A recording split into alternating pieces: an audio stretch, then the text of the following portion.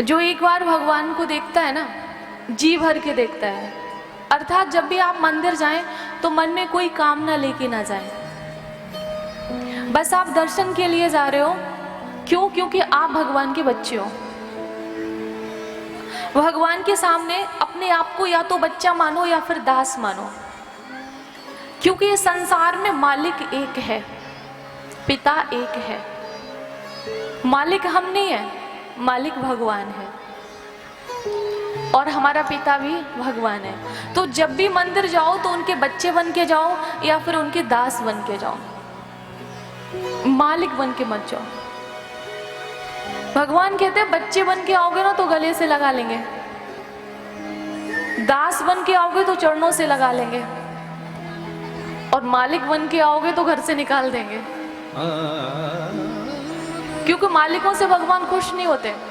भगवान कहते सारे संसार का मालिक मैं हूं, लेकिन मैं ये कभी नहीं कहता मैं मालिक हूं। मैं दीनों को गले लगा लेता हूं, जो दुखी होता है उसको अपना लेता हूं। मैं कभी नहीं कहता हूं कि मैं मालिक हूं, मैं कभी नहीं कहता हूं कि मेरी सत्ता है, मैं ये कभी नहीं कहता हूं कि दुनिया मेरे इशारे पे चलती है। लेकिन तुमको थोड़ा सा धन क्या दिया कि तुमको लगता है कि तुमसे बड़ा मालिक तो कोई है ही नहीं।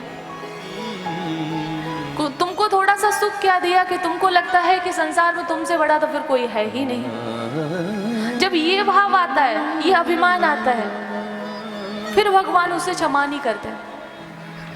भगवान कहते मन से जुड़ोगे, दिल से जुड़ोगे, भाव से जुड़ोगे, श्रद्धा से जुड़ोगे, भक्ति से जुड़ोगे, तो हमेशा के लिए तुमको अपना बना लेंगे।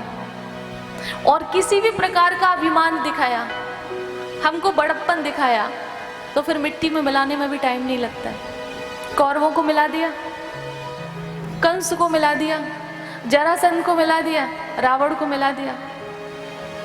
ऐसा है कोई संसार में आपने देखा है कि जिसने अभिमान किया और भगवान से उलझने की कोशिश की, वो आज तक जिंदा बचा है? भले वो भगवान का भक्त क्यों ना हो। भाई शिव जी का भक्त होना, भगवान का, कृष्ण का, राम का भक्त होना बात एक ही है, क्योंकि शक्ति एक ही है, नाम अलग अलग है, शक्ति एक ही है। हम लोग कहते हैं ना कि मन चंचल है और मन लगता नहीं है। देखिए छोटा बच्चा है ना, आप उसको चाकू दे दोगे तो चाकू से खेलेगा, खिलौना दोगे तो खिलौने से खेलेगा, आप जो चीज पकड़ा दोगे वो उससे खेलेगा। तो मन क्या, मन भी तो बच्चा ही है। कहते ना दिल तो बच्चा है, तो वो तो बच्चा ही है। तो बच्चे को जो पकड़ा दोगे वो पकड़ लेगा। आप कीर्तन पकड़ा दोगे तो कीर्तन पकड़ लेगा, आप कथा पकड़ा दोगे तो कथा पकड़ लेगा, और आप संसार के विषय पकड़ा दोगे तो विषयों को पकड़ लेगा। क्योंकि मन तो बच्चा है, मन को तो कुछ पता ही नहीं है। और मन हमारा है तो ये हमारा फर्ज बनता है ना कि हम उसको एक अच्छी चीज दें। मतलब बच्चा हमारा है तो हमारा फर्ज बनता है कि उसको चाकू ना दिया जाए, खिलौना दिया जाए, क्योंकि चाकू देंगे तो कट जाएगा। तो ऐसे ही अगर मन को विषय दोगे, विकार दोगे, तो मन को क्षति होगी, वो कटेगा, चोट लगेगा, जख्म होगा। भगवान से लगा के रखो तो लॉन्ग टाइम तक रिश्ता चलता है, जैसे पांडवों का चला। और कौरवों ने भगवान से लगाया नहीं, उन्होंने संसार से लगाया, तो उनका क्या हुआ, चकनाचूर हो गया। कि भगवान कहते हैं कि हमने दिल दिया अपने लिए और दिमाग दिया संसार के लिए, परिवार के लिए, और हम ठीक उल्टा करते हैं। दिल देते हैं संसार में और दिमाग लगाते हैं भगवान में। लगाते कि नहीं? आधे से ज्यादा लोग तो ये मानने को ही तैयार नहीं है कि भगवान है। मैं यहाँ की बात नहीं कर रही हूँ, हर जगह जाते हर तरीके के लोग मिलते हैं। बहुत लोग कहते हैं तो दिखाओ। अब उनसे ये पूछो क्या तुमने अपने दादा परदादा को देखा है? बोलो। अब मैं कह दूं अगर नहीं देखा तो नहीं है, मानोगे? बोलो। बहुत कुछ है संसार में जो दिखाई नहीं देता है। हमारे शरीर में पीड़ा होती है, दर्द होता है। आप कहो आपके सिर में दर्द हो रहा है, मैं कहूँ दिखाओ, दिखा सकते हो? बोलो। तो मैं कह दूं दर्द होता ही नहीं है, तो आप अपना सर मारोगे दीवार में कि यहाँ हो रहा है, और उसके बाद भी हम मानने को तैयार नहीं होंगे। तो वही है, भगवान एक विश्वास का नाम है, भगवान एक श्रद्धा का नाम है। अगर विश्वास है, श्रद्धा है, तो प्रतिमा में भगवान है, और अगर नहीं है तो केवल पत्थर है। श्री रामचरितमानस में आया है, खसी माल मूरत मुस्कानी। जिन लोगों ने पढ़ा है उनको पता होगा। जब माता सीता ने उनकी पूजा की है राम जी को पाने के लिए, तो वहां पे ये पंक्ति आई हुई है, खसी माल मूरत मुस्कानी।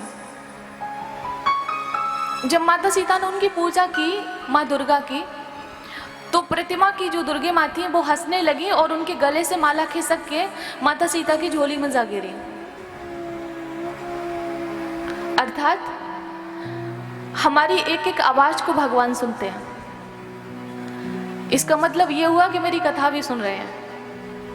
इसका मतलब तो ये हुआ एक एक आवाज को सुनते हैं तो मेरी कथा भी सुन रहे हैं। और अगर धर्मशास्त्र की मानो तो हम में आप में बोलने की शक्ति नहीं है। वो मुझ में बोल रहे हैं और आप में बैठ के सुन रहे हैं। बोलने की शक्ति, सुनने की शक्ति उन्हीं से मिल रही है, हम में आप में शक्ति नहीं है। उदाहरण के लिए ऐसे समझिए, जब शरीर मृत्यु को प्राप्त हो जाता है